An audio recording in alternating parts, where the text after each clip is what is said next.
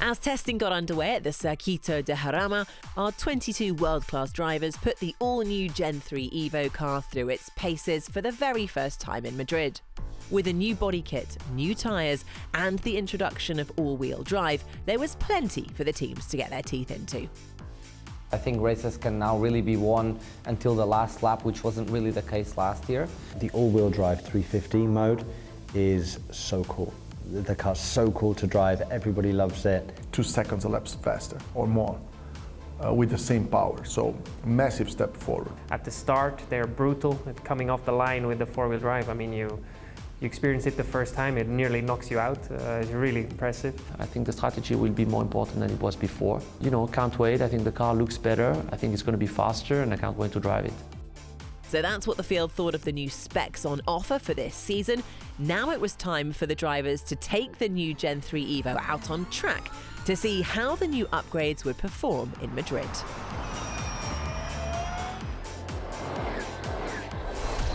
Well, initially, firstly, it's just good to get back in the car and being with every car on track at the same time. It's always a cool feeling to, it means the season is approaching, so that's cool. And yeah, look, there's a lot of new things for us, mainly on tires, to understand this season. The tires are different from last year. We're just trying to run through a test program and try and understand a few things.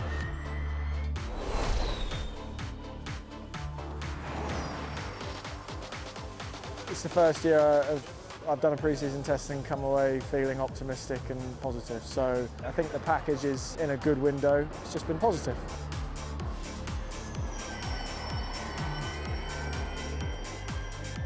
Yeah, the start was tricky, but we made some good progress, and yeah, it was good to obviously finish off well.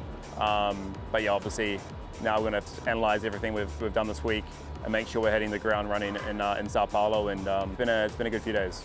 And it was Mitch Evans who finished top overall for Jaguar TCS Racing. The Kiwi setting a blistering time of a 1 minute 27.461 in the last session of the day. Followed up by Kiro's Dan Ticktum in second, showing just how promising this new technical partnership with Porsche could be. In third was our new world champion Pascal Wehrlein, just 0.2 behind Mitch Evans. With 6 different drivers from 6 different teams all topping a session in Madrid, it looks like season 11 is shaping up to be our most thrilling yet. It's time now to take a look at what the calendar for season 11 has in store for us, with 2 new tracks to be added to our roster of cities around the world. For the first time, São Paulo will play host to the first round of the all-electric series as we get the party started in Brazil. Next up is the vibrant Mexico City, where thousands of fans will pack the stands of the Foro Sol baseball stadium at the Autodromo Hermanos Rodriguez for round 2. In the first of our new tracks for this season, we will head to Saudi Arabia for the debut Jeddah E-Prix, where our drivers will go wheel to wheel under the stars in back-to-back night races on this fast and furious circuit. Then Formula E returns to Miami, Florida for the first time since season 1, but on an all-new track for 2025, with Homestead's maiden Formula E race set to take place in April. The jewel in the crown will follow on as Formula E descends on the Principality of Monaco in not 1 but 2 races around the iconic circuit. After the success of Season 10, Tokyo returns to the calendar for a second time, the Japanese capital seeing rounds 8 and 9 get underway on its city streets. Staying in Asia, Shanghai also makes a repeat appearance for rounds 10 and 11. From China, we travel to Indonesia at the Jakarta International E-Prix circuit as the championship heats up in the tropical climates for round 12. The penultimate race will take place at a true Formula E calendar staple, with the historic Tempelhof Airport in Berlin hosting its 20th and 21st race in the all-electric series. Then for the finale, we hit the streets of London once again, as the thrilling indoor-outdoor circuit of the ExCeL Centre will close out the season in unforgettable style. So that's how we're set to go racing this season, with 10 cities, 16 rounds and 3 championships up for grabs. It's all to play for in season 11. And with Pascal Wehrlein walking away with the Drivers' Trophy and Jaguar taking the teams and manufacturers' world titles in 2024, who will take the glory in 2025? In just 2 seasons, São Paulo's Sambadrome has served up some truly jaw-dropping racing. So it's fitting that this Brazilian track would play host to the opening round of the ABB FIA Formula E World Championship for Season 11. In a venue that's usually home to the world-famous carnival celebrations, our world-class grid will once again put on a show of their own around this tight and technical circuit. Formula E commentator Tom Brooks takes us round the track for a closer look.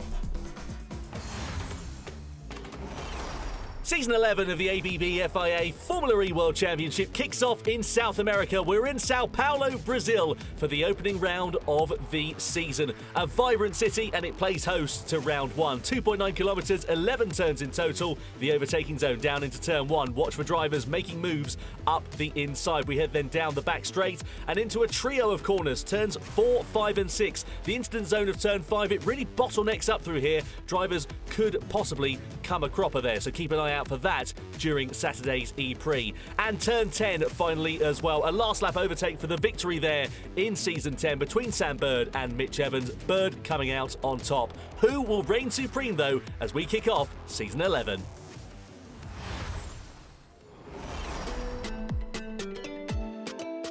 Really looking forward to São Paulo. I think it's a great place to launch a new season. It's a classic kind of Formula E track, especially for the Gen3 sort of racing, where you have a lot of tactics involved. So it's a real baptism of fire for this, let's say, start of the season in a completely new environment. Both times we've gone to São Paulo, it's always been a really strategic, very tough race. It's also very hot. Looking forward to a bit of sun, but it does get pretty warm there. It's a great racing track. We want to start the season with a bang, I think. Yeah, obviously Brazil we know is a massive motorsport country, so to start off in São Paulo I think is going to be great. From a personal point of view, I won there 2 years ago, second last year. Yeah, looking forward to get going again. It's definitely challenging for the drivers because it's bumpy. Some parts are low grip, some parts are high grip. It's actually quite a complete, let's say, racing track. Going to race in South America is always something very special, very cool. The atmosphere is always very nice. You have the passion from the Brazilians that is clearly something that you can feel. It's a perfect track to start a season. It's going to be a very dynamic race. We've always seen some very chaotic races there with a lot of slipstreaming, long straights, a lot of overtakings around that circuit. And I think, yeah, that's really going to, test all the teams, how well they've prepared for this season. So very excited for it.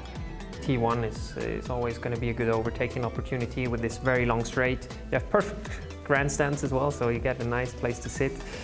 With 350 kilowatt and four-wheel drive, we're going to reach ultra-high top speeds there, so you will really see the maximum of what these cars can do. And then the last corners, because that's where the race will be decided. I'm 100% sure that you won't know who's going to win that race when the last lap is launched. You will have to wait for the last few meters, and that's the excitement of Formula E. Really looking forward to making the most of it, really gathering the maximum experience I can in this. I expect a chaotic race again, and a very challenging one. So, yeah, hoping to definitely, get the season rolling on the right foot. I think that's the aim, without really looking too much at the final result, but really gathering every bit of data that I can to make sure I'm in good shape for the rest of the season.